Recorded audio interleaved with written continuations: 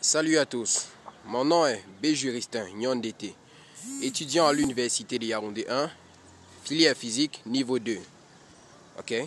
Mon petit groupe et moi nous sommes fixés depuis l'année 2016 la construction d'un ULM.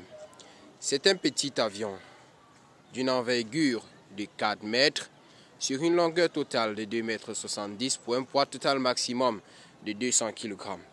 Ceci, c'est le train d'avant dont nous disposons en caoutchouc, flexible, solide, mais qui sera renforcé plus tard.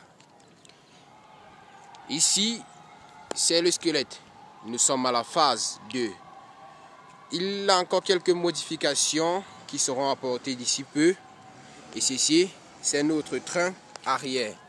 Train arrière qui a la possibilité de pivoter de gauche à droite pour nous permettre un guidage au sol. Ceci, c'est notre futur siège qui sera fait de fil, de fer et de ressort pour un moment plus élevé. Ceci est notre caisse à outils comportant des matériaux tels que des boulons, des vis, des tournevis américains, etc. Notre réservoir d'huile de moteur.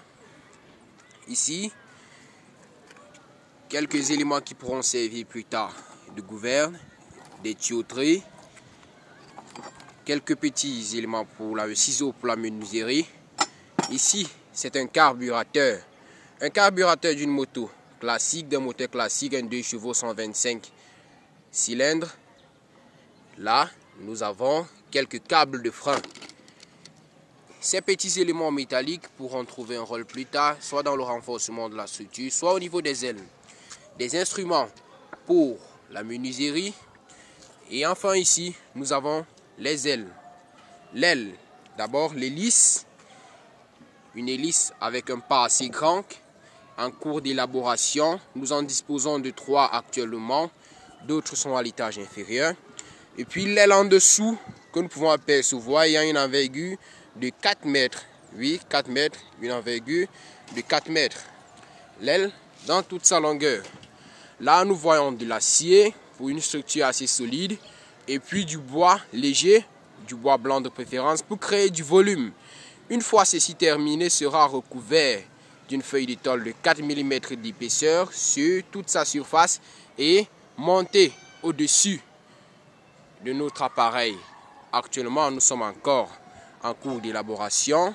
Nous sommes encore à une phase assez éloignée de la phase finale, mais sinon nous gardons espoir.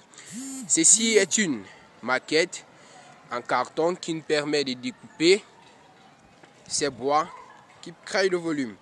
Ceci c'est une échelle, oui une échelle, et là un morceau de fer.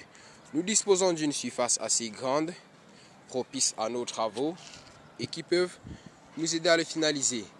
Ici, nous apercevons très bien qu'avec le peu de matériel que nous avons pu faire ceci. Le problème dont nous faisons face actuellement est un problème de disponibilité, étant donné que la plupart d'entre nous sommes des étudiants. Oui, beaucoup composent, et des problèmes financiers, puisque nous ne comptons pas vraiment sur une tierce personne. C'est grâce à nos propres moyens, grâce à notre propre moyen que nous avons pu arriver à ce stade-ci. Mais sinon, nous demandons bien des conseils à nos grands frères, beaucoup, ceux du Denel Technical Academy, ceux du Portugal, beaucoup qui font dans le métier, beaucoup au ministère de la Défense état-major de l'armée de l'air, beaucoup à la base 101, s'ils peuvent nous apporter des aides, surtout, nous tenons à préciser des aides surtout techniques, des aides au niveau didactique, des aides techniques pour terminer notre projet, des aides et des conseils. Nous sommes vraiment engagés et nous pensons vraiment que nous pouvons y arriver. Je vous remercie. La prochaine vidéo sera la vidéo du montage du moteur, puisque bientôt nous allons nous en acquérir, mais un moteur assez simple, en espérant que plus tard nous ayons la possibilité de nous procurer le moteur d'une Yamaha Genesis de 135 chevaux ou de 80 chevaux pour finaliser.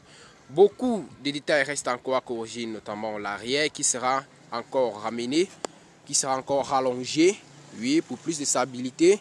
Et aussi, par conséquent, nous allons devoir augmenter l'envergure des ailes d'une certaine longueur. Ok, je vous remercie. C'était B. Juristin Nyondete pour ce petit reportage. Au revoir.